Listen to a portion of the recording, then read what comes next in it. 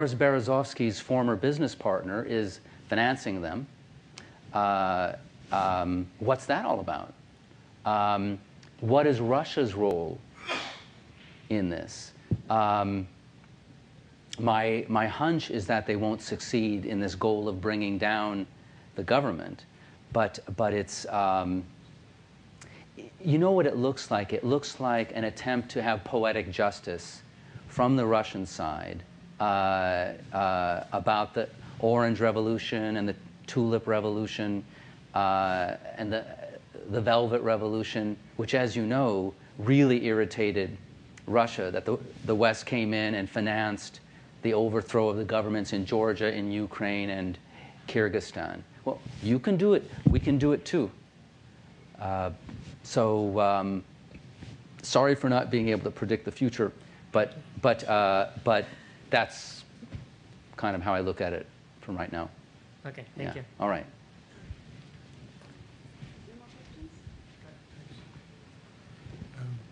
Isn't a pipeline very exposed to anybody who wants to damage it? And does that not make the economies of the West very volatile? Yes. I mean, BP's pipeline in Colombia is blown up almost every week. The Baku-Jehan pipeline is buried underground. The pumps are above ground. But this issue is raised currently because of this conflict between the Turkish army and the PKK on the Iraq border. There's a very interesting story today in the New York Times about that conflict, and I really recommend this because it's this measured, reasonable account.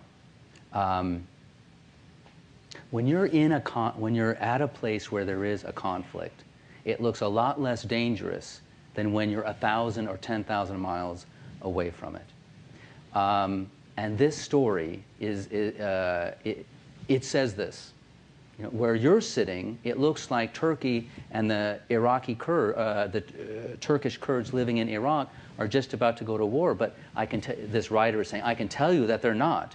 And then he describes this whole scene, you know, at the market and how they're friends. It's in no one's best interest. So the current, what I'm trying to say there is that this current prevailing wisdom out there that is a sign that this pipeline is in danger is false. Hi, thanks for coming. Thanks. What is the role of U.S. Or Western oil companies in all of this?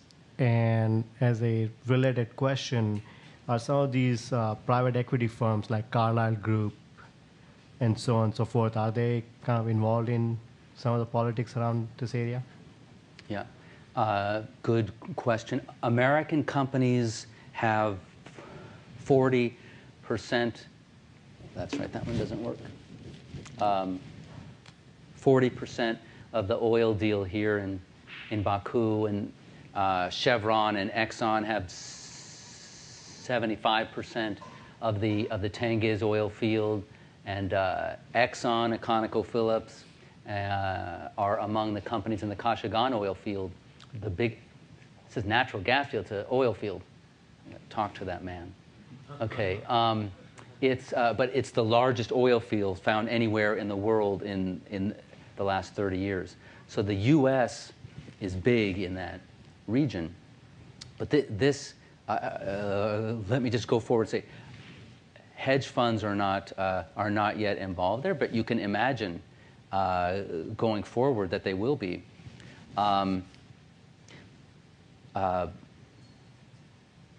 These oil companies, Exxon, Chevron, Total, BP, they look huge and invincible right now, earning $9 billion a quarter, $10 billion a quarter, record earnings. Chevron's shares are up 18% this year.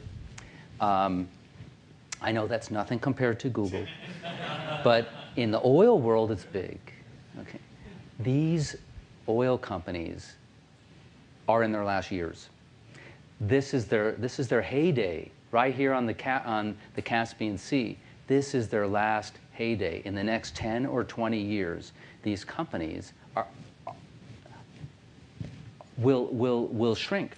They will be employees. They will be service companies for the national oil companies, the Iranian state oil company, the Russia, Gazprom, Petro China, Venezuelan state oil company that control 80 to 90% of the world's natural gas and oil. These companies, the big oil companies, can't replenish the reserves that are behind these huge profits.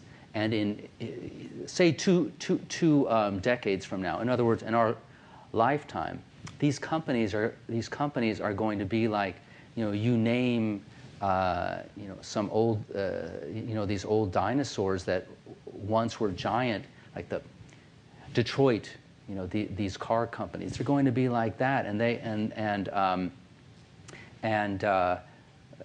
they are furiously trying to save themselves, figure out, retool themselves. How will we survive? And that's what I'm really looking at now, just trying to figure out what, where are we going in that energy industry. Just one more question. Okay. Yeah, and with the amount of available oil diminishing, so quite soon there will be very little oil left, and do you think that at that time the free market for oil might stop and say Russia would decide that they no longer export oil and use it inside the country, or China will do the same, or what? Well, that oil will become so strategically important that it will not be supplied to the free market. Will it happen? That's the peak oil theory. That's a different thing from what I was discussing. First you've got state oil companies, national oil companies controlling, and so you've got a 2 or 3 decade horizon there, where you've got a different canvas on which you're working. And then this theory says that in 50 or 60 or so many years, oil peaks and goes down, and suddenly the world has no oil. The jury's out. What do you think about peak oil? I mean, these guys are fighting like cats and dogs on whether it's true or not. Yeah, definitely the amount of oil is limited. Is limited. Yeah, is limited. But have we reached that peak? This is that theory.